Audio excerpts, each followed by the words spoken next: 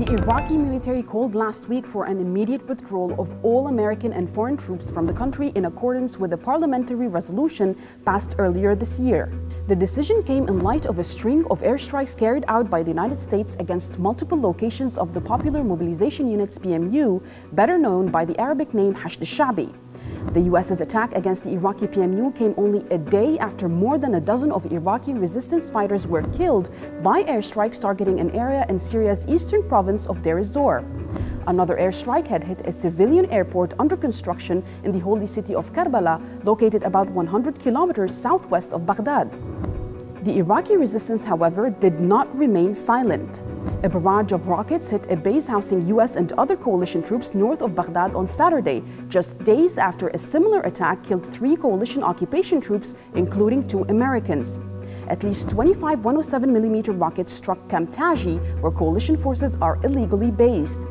Jonathan Hoffman, chief Pentagon spokesman, was very furious with this escalation, repeating Defense Secretary Mark Espert's comments from last week, saying, "You cannot attack and wound American service members and get away with it. We will hold them accountable." However, little does Hoffman know that this is exactly what the Iraqi resistance in all its form is doing. Because hear ye, America, you cannot attack and wound Iraqis, steal their oil, and confiscate their political decision-making process and get away with it. Iraqis at the popular level and the political one has firmly said their word by unanimously approving a bill on January 5th demanding the withdrawal of all foreign military forces led by the United States from the country. And now the Iraqi army is demanding to apply this bill as soon as possible. So once again now, Yankees, just go home. Welcome to the Mideastream. I'm Marwa Osman.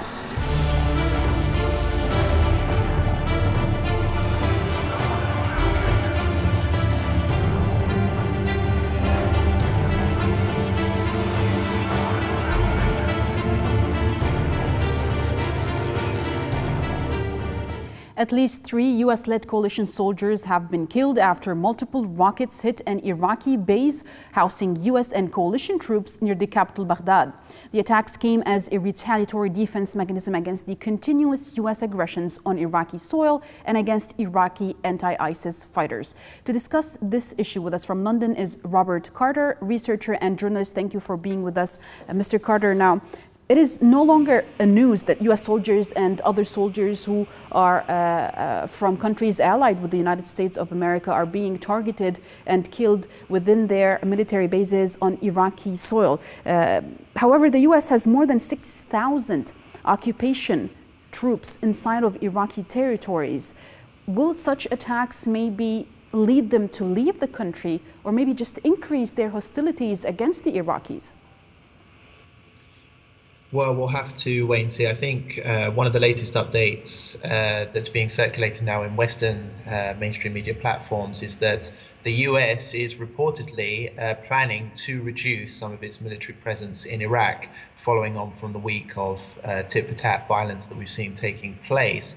However, what it appears may be on the cards is that the US is preparing to remove some of its troops from Iraqi soil, and they're only going to reduce their presence in smaller military bases elsewhere in the country, not on the actual military base near Baghdad, which has been involved in this recent round of violence.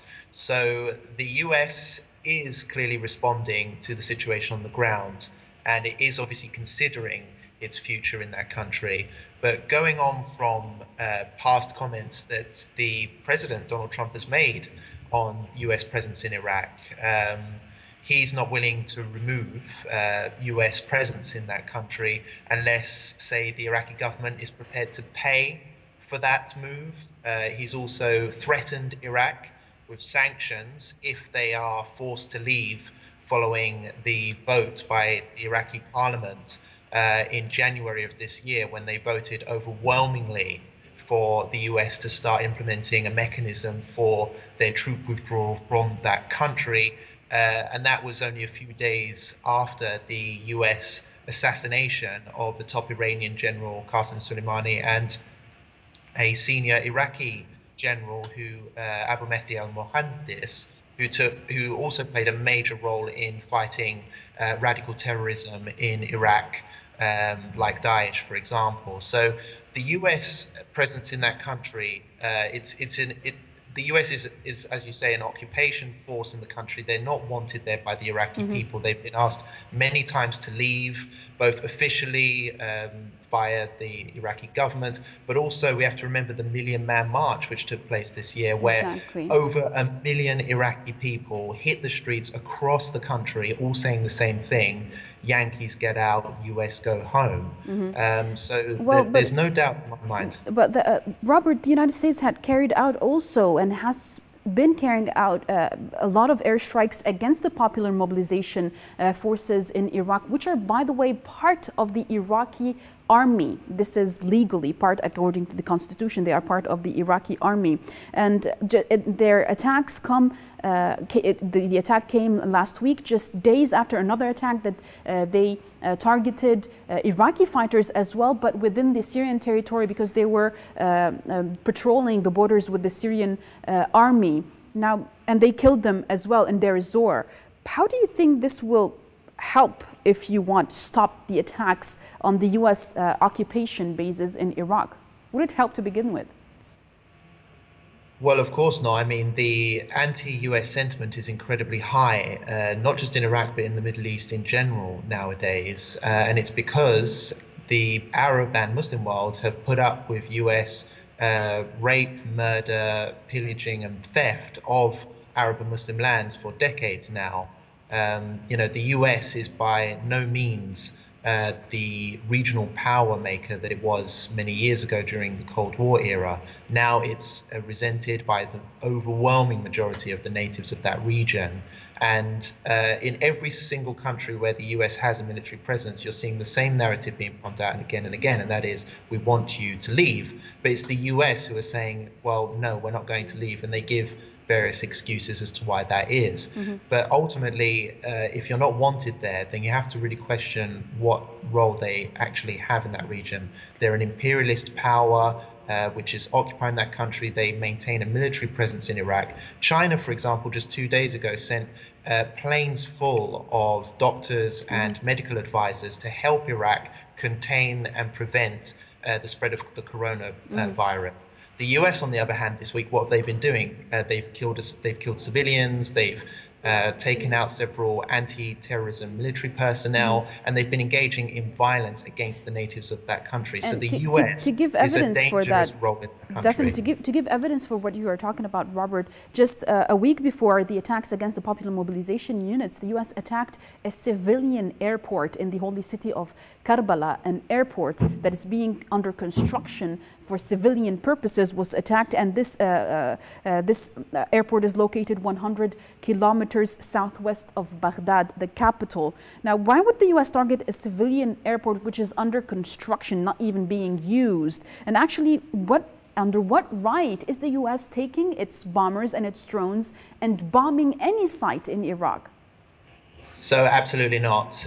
The US is clearly showing itself for what it actually is. It's an aggressor in a country which is thousands of miles away from its own territory.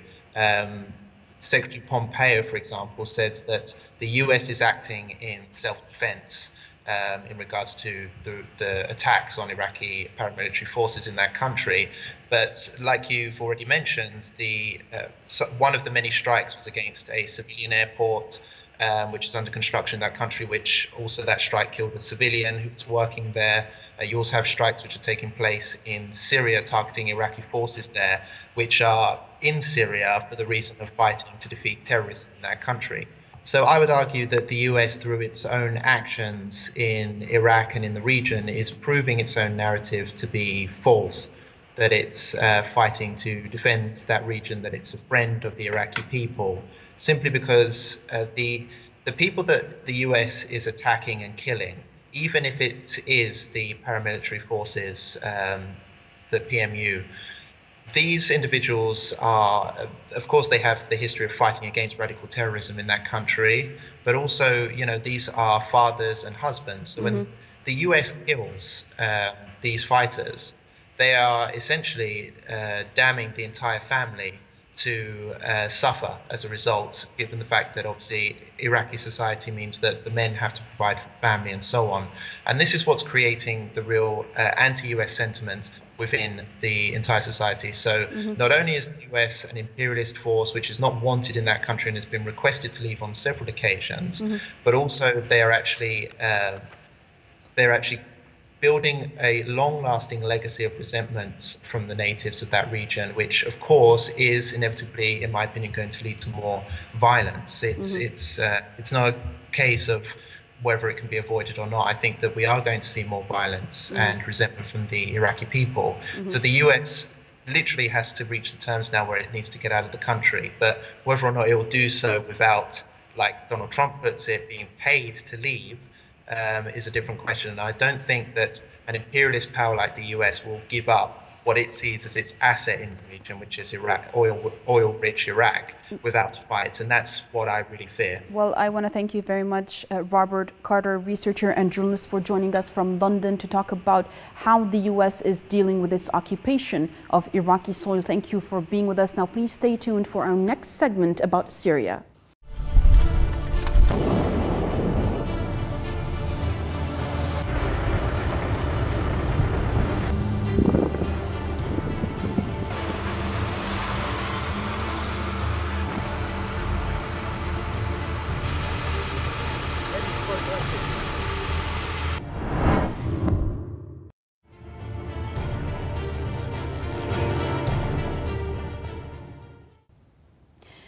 The U.S. controls all oil fields in the northeastern part of Syria, as Washington and some of its regional allies are vying with each other to seize oil reserves and plunder natural resources in the war-battered country.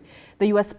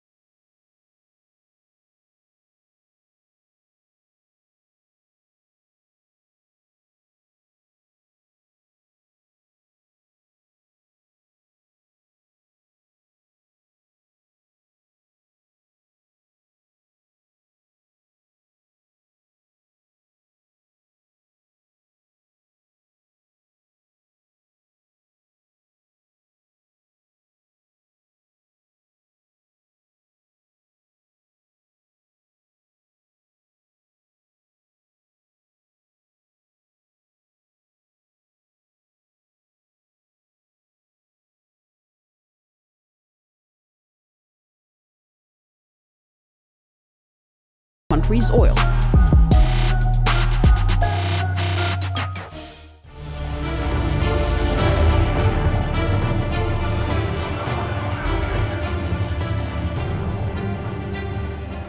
Now, to talk about this issue with us from Berlin is Kevork Almasyan, founder of Syriana Analysis. Thank you for being with us. Kevork, now, in late October of last year, Washington reversed an earlier decision to pull out its troops from the Syrian territory by adding 500 more troops to the oil fields, which are controlled by the Kurdish forces, aided and supported by the U.S. Now, the U.S. is claiming that this move is actually to prevent ISIS from attacking the oil fields, to protect them. Yet the Syrian Arab Army and its allies have been able to eliminate ISIS from most of the Syrian territory, except the eastern part of the Euphrates, where the U.S. is. This is where the last pouch of ISIS remains. What's happening there? Thank you very much, Marwa, for having me again. I believe the presence of these small pockets of ISIS terrorists near the American bases is not a coincidence at all. The Syrian army has pushed forward from Palmyra all the way to Deir ez-Zor, and when they reached on the western shores of the Euphrates, the Americans back then, they armed and trained and organized the YPG and other Kurdish militias and called them the Syrian Democratic Forces. And they advanced from the north towards the more south, and they occupied most of the Syrian oil fields. But at the same time, they kept some of the pockets of ISIS there, because in the United States, there is always a debate on why the American forces are in Syria. So one of the reasons that the Pentagon can raise during the debate is that there is still ISIS, a terrorist there, and we have to be present in order to fight this Frankenstein, the monster Frankenstein.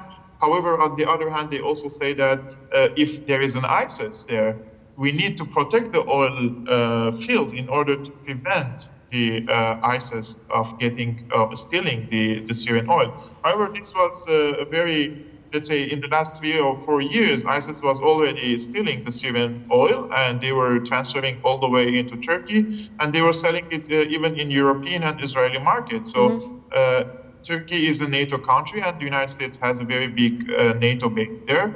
And they were watching the transfer of the looting, let's say, of the Syrian oil via ISIS. So nowadays, only the tools have changed. Now it's the SDF, the so-called Syrian Democratic Forces.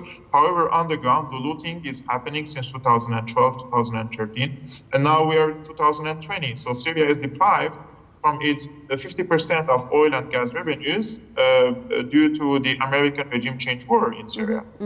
Well, Pentagon Chief Mark Esper had previously threatened that the U.S. forces deployed near the oil fields to protect the oil fields will use military force against any party that might seek to challenge control over the sites, even if it is the Syrian army or its Russian allies. Now, Syria definitely has every right to fight back the illegal U.S. occupation and looting of its natural resources, especially in that area.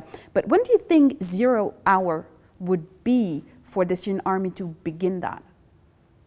I don't think there will be a 0 hour in the sense that the Syrian army to attack American forces there. In my opinion, the Syrian government and the Syrian leadership are much wiser than conducting direct attacks against American forces there. There will be, of course, marathonian negotiations between the Russians and the Americans in order to kick out the Americans peacefully from Syria in exchange to other political, financial benefits. The Americans refused to withdraw from Syria. In my opinion, the Syrian side would organize a resistance on the eastern side of the eastern shores of the Euphrates and conduct an attack against the American forces. If we follow the news in the last couple of weeks, we will see that the people, or the legitimate mood on the eastern shores of the Euphrates, the people already anti-American. They are stopping American convoys, they are asking to leave, they are attacking, let's say, the American convoys by stone. This will not stop here. The Americans do not withdraw from Syria, in my opinion. In the future, there will be organized resistance, popular resistance, and it will be backed by the Syrian government and maybe by the Russians. In my opinion, more effective against the Americans, comparing to any 0 hour or, let's say, direct attack against the American forces there. The Syrians, they don't have any interest in engaging in an act of direct war with the superpower and the wise thing to do is to kick your enemy or the occupier out of Syria through indirect paths or indirect routes. The main hit endured by the US against its presence in eastern Syria was the opening of the border of Al-Qaim border between Syria and Iraq. The crossing was reopened in September 30th, 2019 after 8 years of closure due to the ravaging ISIS attacks, and that's exactly why the Americans were so annoyed with the Iraqi government after that. But what is it actually that annoyed them? What is the real significance of opening this border between both Iraq and Syria? In my opinion, the presence of the Americans in the entire Middle East is not only to, let's say, control the oil revenues or the flow of the oil. It is also to control the routes of business and commerce and economy. And this is very important for the Americans in the sense that they want to disconnect Syria from its neighborhood, but also they want to disconnect Iran from the neighborhood. So if Al-Qaim border crossing is open again, thanks to the sacrifices of the Syrian army and the allies, that means Iran once again can make business with Iraq and with Syria. And also Iraq can make business with Syria alone, and Syria can make business with its regional countries. So the United States doesn't want Syria to reconstruct itself, to revive its economy.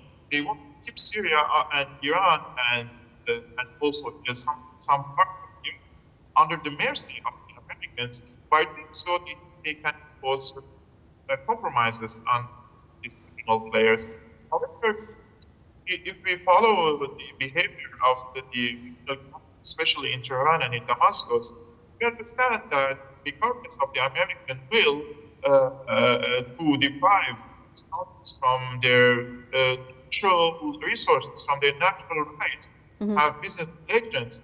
These relations are continuing, and there is a big protection on Al-Qaim, and I don't think there is any force now to the business relations again between Iran, Iraq, and Syria. Well, in one more minute, Kevork, if we want to talk about what the allies of the U.S. in the region, and namely Turkey, is trying to do with the oil reserves in Syria as well. They're trying to broker some sort of a deal with Russia to try to use, according to Erdogan, use the oil to reconstruct Syria, quote unquote. Now, what I want to ask here is about the actual civil war narrative that was blown to pieces by such agreements, if you will, or possible agreements. What other excuses does the Western mainstream media has in now vilifying more the Syrian government and the Syrian president, who went through all of this global war, and till now they are still enduring theft and destruction by the Western governments and by regional allies of the Western governments? How do they still say it's a civil war?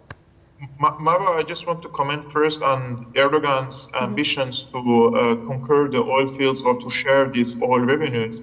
I compare this to the famous Arabic saying that it's the devil's dream of paradise. They will not have a share of the Syrian oil revenues or even share of the Syrian oil. They will be under full and 100% Syrian autonomy, but it needs some time because there are priorities now, and the priority is to liberate Idlib and the aim for highway.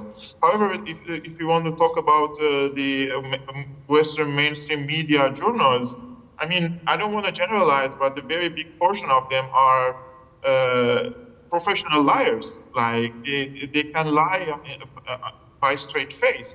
So they can create a lot of excuses there. They can change the narrative that it is no more a civil war, and they could say that the Assad regime will gain its oil revenues in order to kill his own people. Or they will say that the presence of the Assad regime, quote unquote, of course, it will block the return of the refugees. So there is a package of lies they could unpack any time in order to brainwash the people and convince them that the presence of the President Assad or his leadership is against the will or against the interests of the Syrian people, whereas the fact is it is against the interest of the Western governments and not against necessarily against the will and the interests of the Syrian people. So it's really for me, I don't even follow this day anymore, because for us, we know the facts are known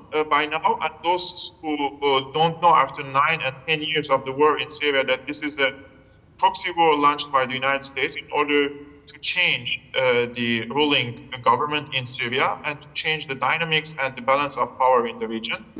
I mean, either part of that plot against Syria, or is, sorry to say, is very unsmart to discuss with. I want to thank you. I want to thank you very much. I wish I had more time, Kevork. Thank you very much, Kevork Almasyan, founder of Syriana Analysis. It's always a pleasure having you on with us to talk about Syria. Thank you for being with us. And please stay tuned next week for more from the Mideastream.